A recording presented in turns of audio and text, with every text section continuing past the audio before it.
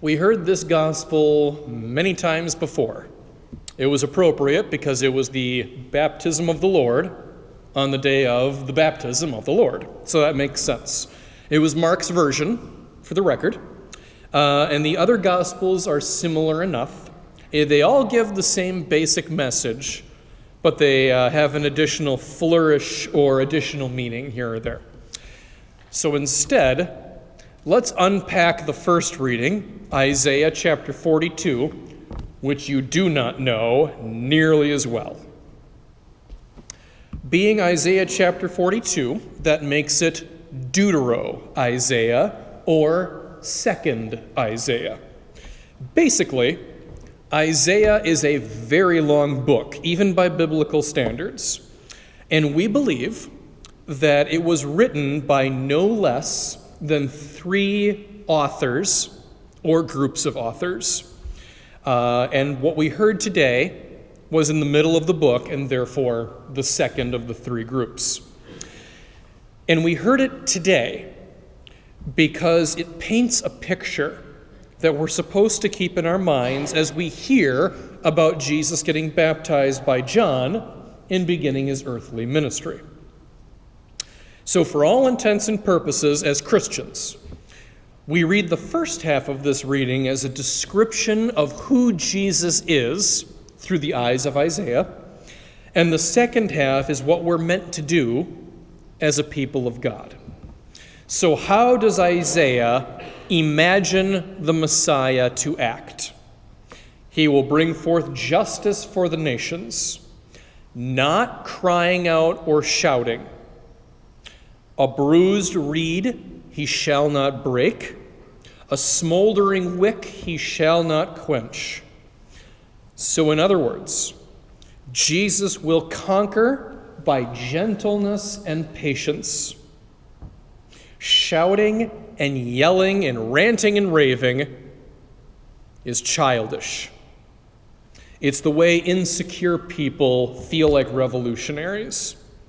He who argues the loudest wins, right? Obviously not. A patient and compassionate conversation will always be more effective in the long run. It's just that you don't get as much attention when you do that.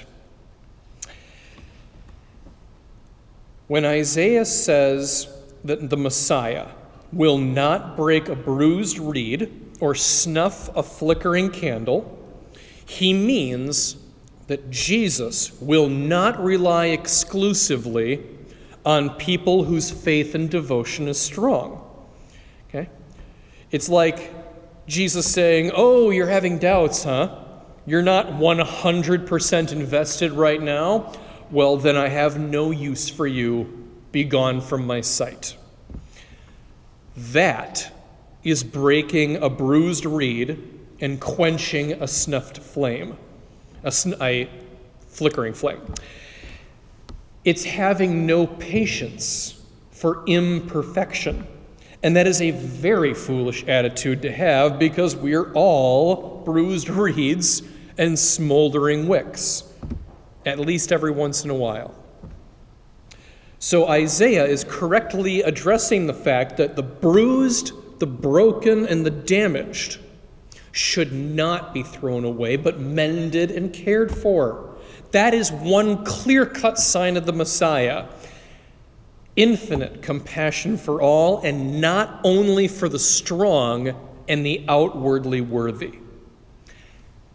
And today, many centuries after this book was written, the message is even more important now than it was then.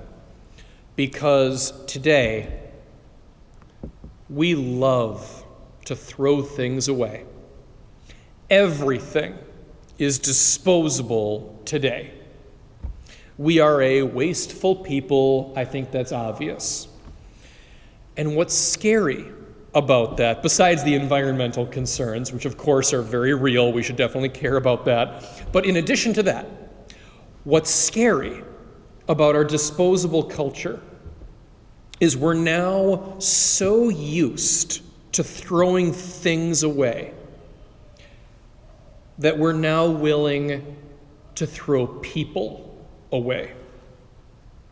We're willing to throw people away. That is not a sign of salvation or prosperity. The nation will never be prosperous as long as we can throw away people. It just doesn't mix. In the end, we are called to care for the things that we own and the people that we share our lives with. And along those very same lines, Isaiah then goes on to explain who we are supposed to be. I have formed you and set you as a covenant of the people, a light for the nations and to open the eyes of the blind. So it falls to us to spread the good news, to share the divine love that God has for us. That is the mission. It's always been the mission. And when we do well and when the seed takes root, that's when we see growth in the church. But it must start with the good news. You cannot skip that step. We must be a light to the nations and open the eyes of the blind, and we will not do that by shouting or yelling. We will accomplish that by sharing and celebrating, because aggressive behavior does not mend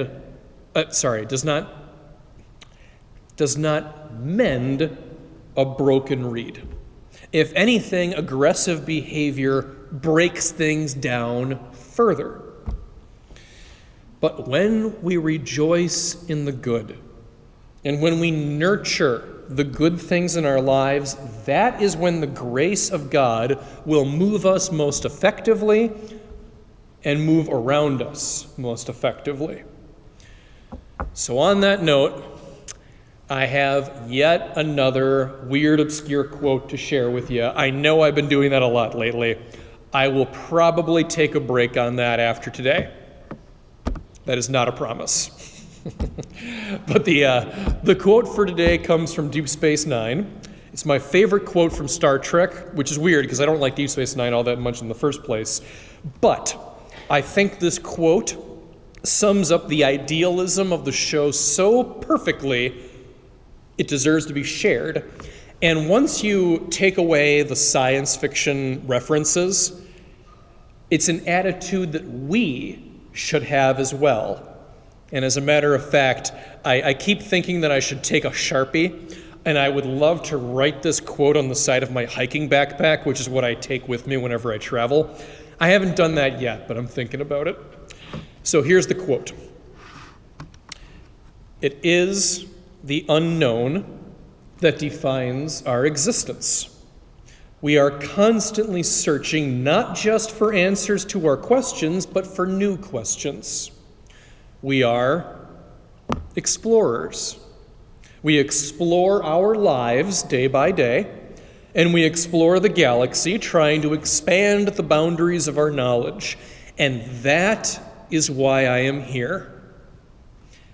Not to conquer you with weapons or ideas, but to coexist and to learn. Love that final line. Fell in love with it the first time I heard it. We are here not to conquer with weapons or ideas, but to coexist and to learn.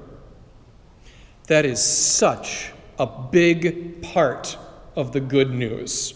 Not to destroy or possess or throw away, but to share in the goodness that exists all around us, and to recognize newly discovered blessings, which are nevertheless from God all the same. New or old, it's still all from God. And we will strengthen many smoldering wicks, and we will restore many lost hopes in just such a way.